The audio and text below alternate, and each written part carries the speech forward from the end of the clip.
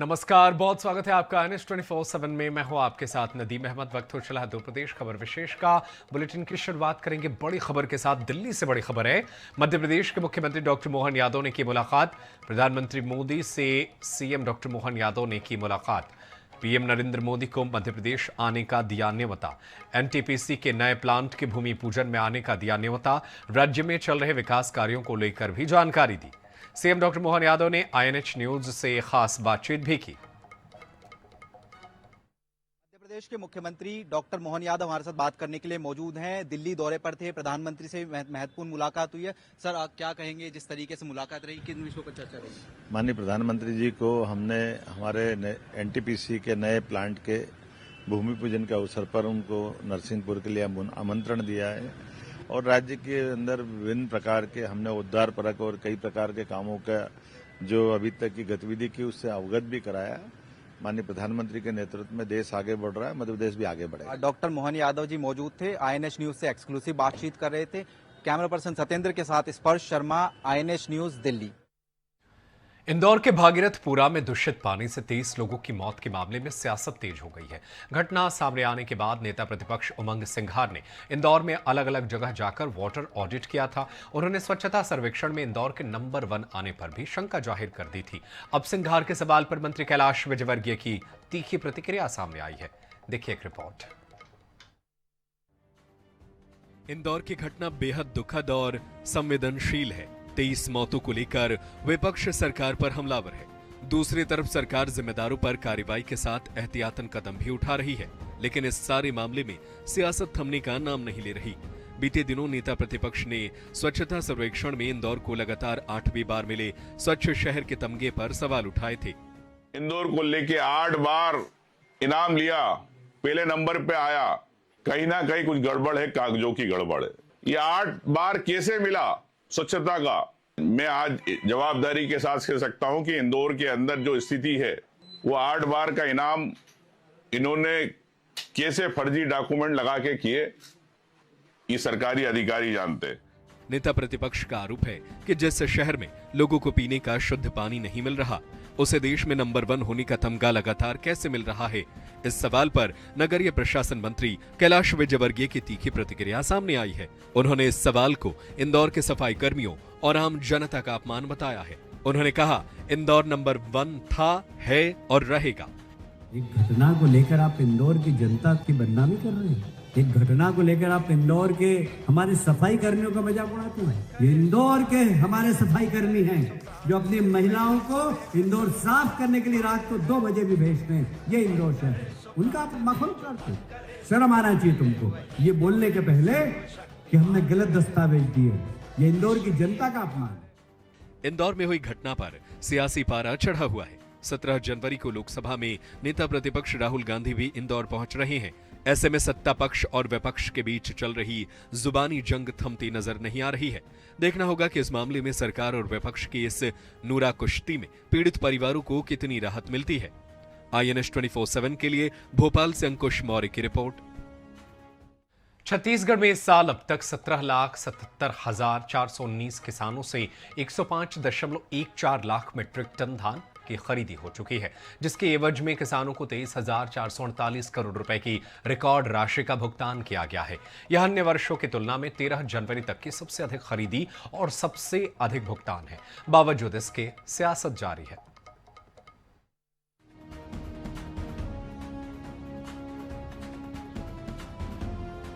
छत्तीसगढ़ में धान और किसान हमेशा से ही सियासत के केंद्र बिंदु में रहे हैं।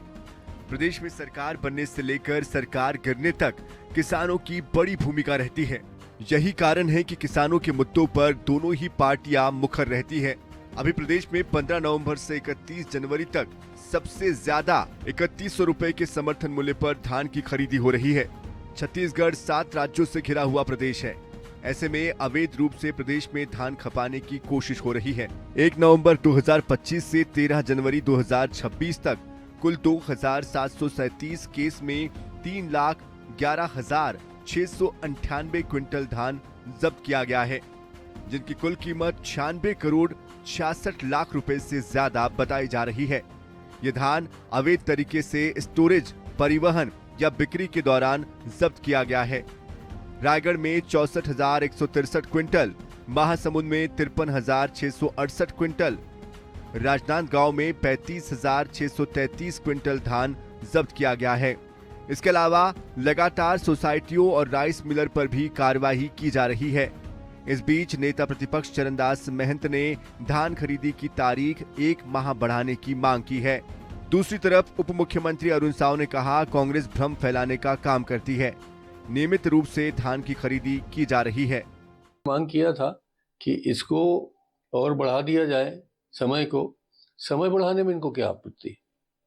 किसानों का धान खरीदना है, समय बढ़ाना, ये तो कोई राजनीतिक, इससे कोई फायदा या नुकसान तो होना नहीं है। किसानों का धान खरीदा जाना है, खरीदो, यही तो कह रहे हैं हम। देखिए, कांग्रेस पार्टी धान खरीदी प्रारंभ होने से पहले भ्रम फैलाने का काम लगातार करती रही है। किस्म किस्म की बात उन्होंने कही कि सरकार की कोई तैयारी नहीं है, सरकार धान खरीदना नहीं चाहती है, धान खरीदी नहीं होगी, से लेकर के लगातार भ्रम फैलाने का काम कर रहे हैं। जबकि अब तक किसानों की नियमित रूप से धान खरीदी हो रही है, सरकार ने पुख्ता व्यवस्था की है। छत्तीसगढ़ में सरकार ने 160 लाख मीट्रिक टन धान की खरीदी की तैयारी की है। ऐसे में अब देखने वाली बात होगी कि विपक्ष की मांग पर सरकार क्या कुछ फैसला लेती है या धान के नाम पर सिर्फ सियासत ही होती रहेगी। रायपुर से INS 24/7 के लिए गौरव शर्मा की रिपोर्ट। मध्य प्रदेश विधानसभा का बजट सत्र 16 फरवरी से शुरू होगा और 6 मार्च तक चलेगा। 19 दिन के सत्र में 12 बैठकें होंगी और 7 दिन अवकाश के चलते बैठकें नहीं होंगी। राज्यपाल के अभिभाषण के साथ शुरू होने वाले सत्र में 16 से 20 फरवरी के बीच मोहन यादव सरकार का तीसरा बजट पेश होगा। डिप्टी सीएम और वित्त मंत्री जगदीश देवड़ा बजट पेश करेंगे। मोहन सरकार के बजट की तैयारियों के बीच विधानसभा सचिवालय के जारी किए गए नोटिफिकेशन में कहा गया है कि 16 फरवरी से शुरू होने वाले सत्र में 20 फरवरी तक लगातार सत्र चलेगा। इसके बाद 23 से 27 फरवरी तक के सदन की कार्यवाही चलेगी।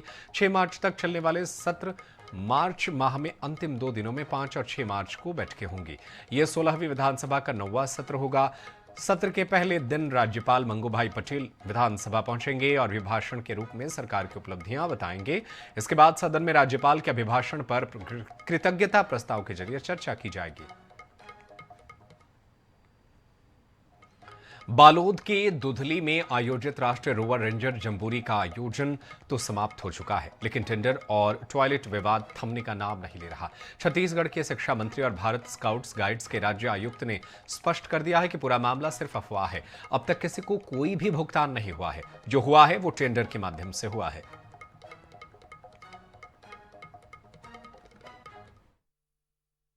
मेरा ऐसे कहना है, आप सबके बीच में बताना चाहता हूँ, जम्बूरी के बाद जितने भी कार्यक्रम होंगे जो भारत स्काउट गाइड में जरूर कह दूंगा, सार्वजनिक रूप से आप सबके समक्ष रखेंगे कि इसको क्या पेमेंट हुआ है, किसको क्या नहीं हुआ है, कितना वर्क ऑर्डर हुआ है, सब प्रकार की चीज़ आपके सामने प्रस्तुत आयोजन के बाद कर देंगे, जिससे दूध का दूध और पानी पानी हो जाएगा। देखिए, सभी बेबुनियाद बात है, अफवाहें हैं।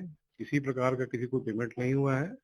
जिले की क्रय समिति बनी हुई है, सक्षम अधिकारी द्वारा मूल्यांकन किया जाएगा, उसके बाद पेमेंट होगा किसी का। फूड का मेन्यू सेट था, लगातार फूड अच्छा मिल रहा था। मैं भी फूड स्टॉलों में गया, फूड की कोई शिकायत नहीं है। मैं फिर से एक बार दोहरा देना चाहता हूँ कि जिले की मूल्यांकन अधिकारी होगा, वो मूल्यांकन करेगा, उसके बाद ही किसी पेमेंट होगा। अभी तक किसी प्रकार का कोई पेमेंट नहीं होगा। इस तरह का कहना जो प्रश्न में आया है वो पूरी तरह से भ्रामक है, अफवाह है।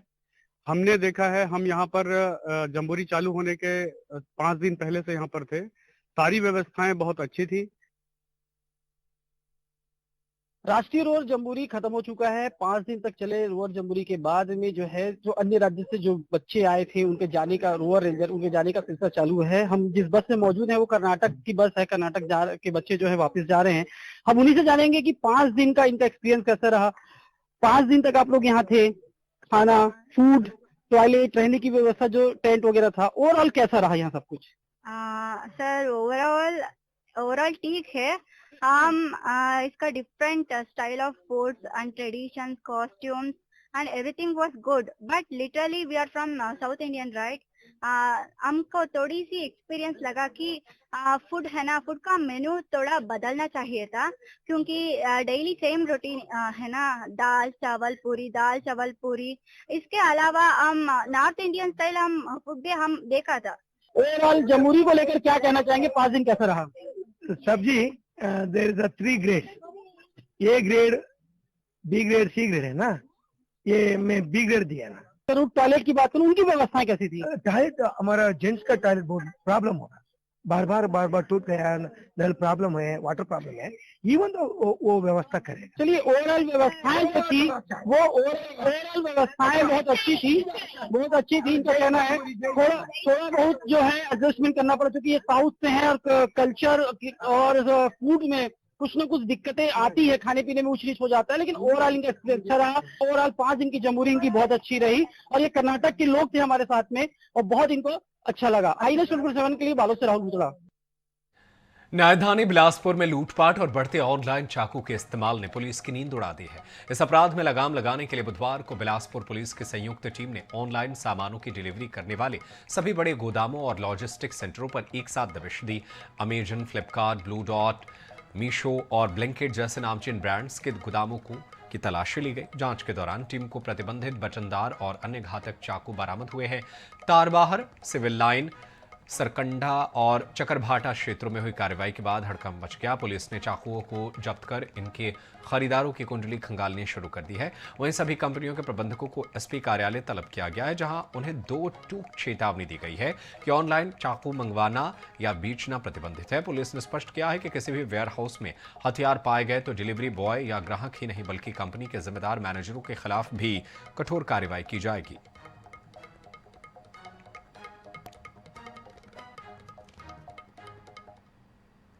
सभी ऑनलाइन शॉपिंग साइट हैं जिसके यहाँ पे वेयर हाउस और गोदाम है, उनमें कल रेड किया गया था कि कहीं पे कोई अपराध में संलिप्त या अपराध करने के उद्देश्य से चाकू वाकू का कहीं पे डिलीवरी तो नहीं की जा रही है। तो वहां से कुछ जगहों पे चाकू मिली थी जिसको जब्त किया गया है। बाद में सभी जो ऑनलाइन शॉपिंग साइट के यहाँ पे जो मैनेजर्स थे उनको बुला के स्पष्ट हिदायत दी गई है कि ऐसे वस्तु जो हैं जिससे किसी अपराध में इस्तेमाल किया जा सकता है, चाकू छुरी, इनका डिलीवरी बिल्कुल ना किया जाए, और अगर किया भी जाता है तो उससे संबंधित डेटा को हमसे शेयर किया जाए ताकि हम उसमें जांच कर सकें। निवाड़ी के ओरछा वन क्षेत्र में वन विभाग ने सागौन तस्करों के खिलाफ बड़ी कार्रवाई की है।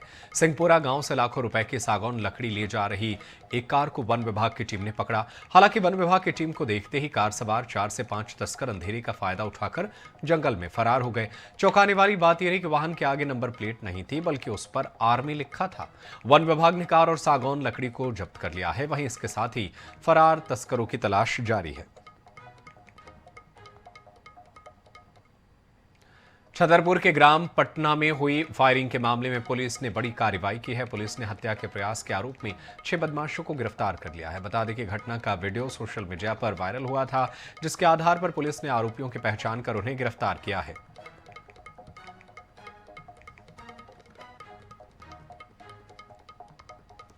तो फायरिंग के आरोपियों को गिरफ्तार कर लिया गया है। ये तस्वीरें आप तक पहुंचा रहे हैं। सोशल मीडिया पर यह वीडियो वायरल हुआ था, जिसके बाद से ये कार्रवाई की गई है।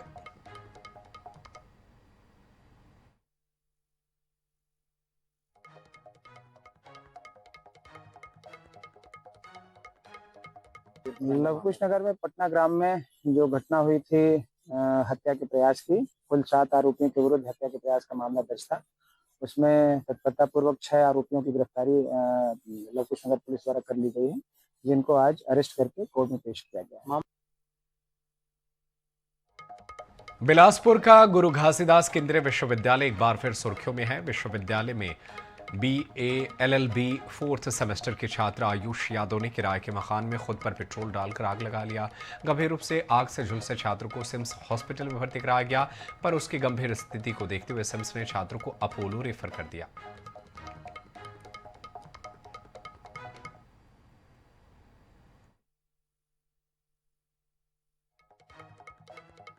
हाँ, आज सुबह लगभग 11 बजे की घटना है। कोनी थाना क्षेत्र अंतर्गत रिवर व्यू कॉलोनी है, वहाँ पे एक छोटेलाल पटेल का हॉस्टल है जहाँ पे एक छात्र सेकेंड ईयर का स्टूडेंट रहता था। सूचना मिली थी, अचानक से उसने आग लगाकर सुसाइड करने की कोशिश की। पुलिस टीम तत्काल घटना में पहुंची है और उसको छात्र को इलाज हेतु हॉस्पिटल में एडमिट कराया गया है। अभी सुसाइड के कारणों को जांच की जा रही है और लड़का जैसे होश में आएगा तो उससे पूछताछ करके चीजें और क्लियर होंगी। गुरु घासीदास विश्वविद्यालय लगातार सुर्खियों में बना हुआ है।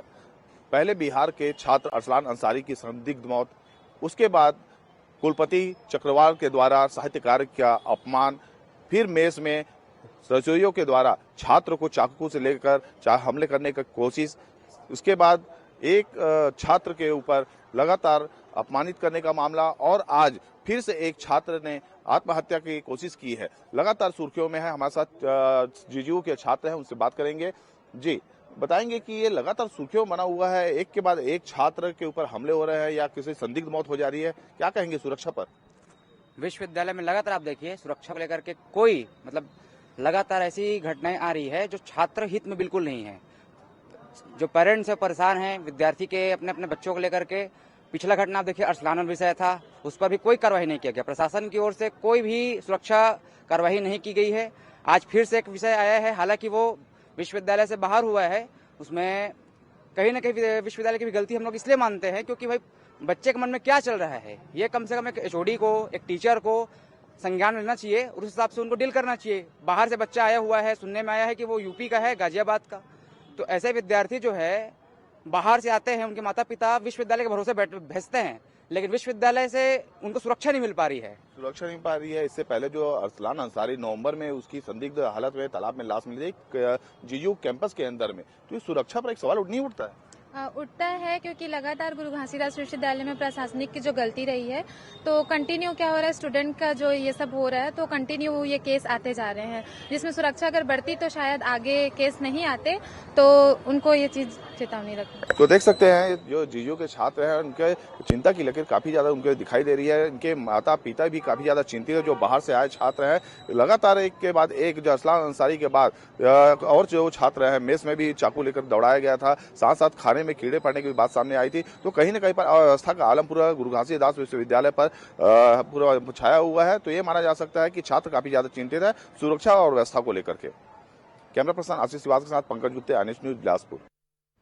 पिंडरा जिले से लगे अमरकंटक स्थित इंदिरा गांधी राष्ट्रीय जनजातीय विश्वविद्यालय के गुरु गोविंद सिंह बॉयज हॉस्टल में फिर घटना घटी है। असम के छात्र के साथ मारपीट का गंभीर मामला सामने आया है। विद्यार्थियों की नाराजगी को देखते हुए विश्वविद्यालय प्रशासन ने त्वरित कार्रवाई की और 5 छात्रों को निष्कासित कर दिया। जानकारी के अनुसार असम से आए एमए अर्थशास्त्र प्रथम वर्ष के छात्र हिरोज ज्योति दास ने लिखित शिकायत में आरोप लगाया कि हॉस्टल में 4 से 5 छात्रों ने उनके साथ बेरहमी से मारपीट की।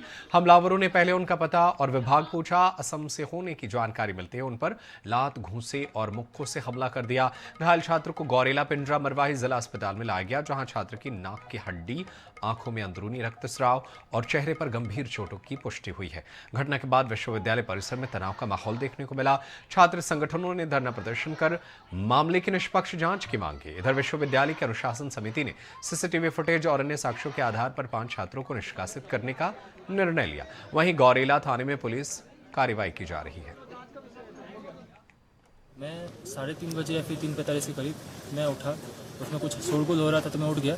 फिर उठ के मुझे वॉशरूम लगा तो मैं वॉशरूम गया। वॉशरूम से जैसे ही लौट के आया, सर क्या हुआ कि मेरे रूम पे 2-3 लोग घुस गए थे। फिर वो मेरे एक भैया हैं तो उनसे कुछ बता रहे थे, तो वो भैया नींद में थे, कुछ सुन नहीं पाए। उसी वक्त मैं भी पहुँच गया। तो फिर उसमें से क्या हुआ, जैसे कि और भी लोग थे तो उन्होंने मेरे 2-3 ने मेरे हाथ पकड़े, फिर उन्होंने मुझे लात मारा, मुझे मुंह पे पंच मारा। जो भी उनके साथ नुकीला चीज़ था मैं देख नहीं पाया, तो वो मुझे पूरा मारे हैं। मध्य प्रदेश राज्य के अनूपपुर जिले में स्थित IGNTU यूनिवर्सिटी में छात्रावास के लड़कों के द्वारा कुछ मारपीट का मामला, जो कि ट्रीटमेंट के लिए जिला अस्पताल गौरेला में रिफ़र हुआ था, तो जिला अस्पताल से हमें एक मेमो प्राप्त हुई थी। चूँकि जिला गौरेला पिंडरा का शासकीय अस्पताल होने से वो गौरेला थाने को उन्होंने मेमो भेजा था। मेमो पे आहत का बयान लेकर अग्रिम कार्रवाई हेतु उसे उचित माध्यम से अनूपपुर जिले को भेजा जा रहा है। मध्य प्रदेश के सतना जिले के चर्चित पूजा सरकार दीदी अपने आध्यात्मिक संदेशों को लेकर सुर्खियों में है। सतना के राजेंद्र नगर में रहने वाली पूजा दीदी ने हिंदू राष्ट्र, गौरक्षा और समाज में बढ़ते पाखंड पर खुलकर राय रखी। उन्होंने कहा कि भारत हिंदू राष्ट्र जरूर बनेगा, लेकिन इसकी नींव आध्यात्मिकता और इंसानियत पर होगी, न कि केवल राजनीति पर।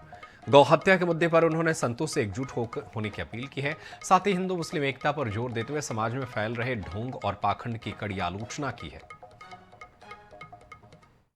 ये कलयुग में मानवता इंसानियत से रही है, लेकिन यहाँ इंसानियत मर रही है। लोग परेशान है कि हिंदू राष्ट्र। मैं नहीं कहती, मैं हिंदू राष्ट्र बनने की विरोधी नहीं हूँ कि न बने एक दिन बनेगा, पर इसमें टाइम लगेगा। 10 साल बाद एंट्री होगी हिंदू राष्ट्र बनने की, बनेगा जरूर। लेकिन मैं ये कहना चाहती हूँ कि जो जगह जगह घुसर खाने बने हुए हैं, जहाँ देखो वहीं गाय मारी जा रही है, बैल मारे जा रहे हैं, बेजुबान जानवर मारे जा रहे हैं। और फिलहाल इस बुलेटिन में इतना ही। खबरें जारी है, आप देखते रहिए INS 24/7। धन्यवाद।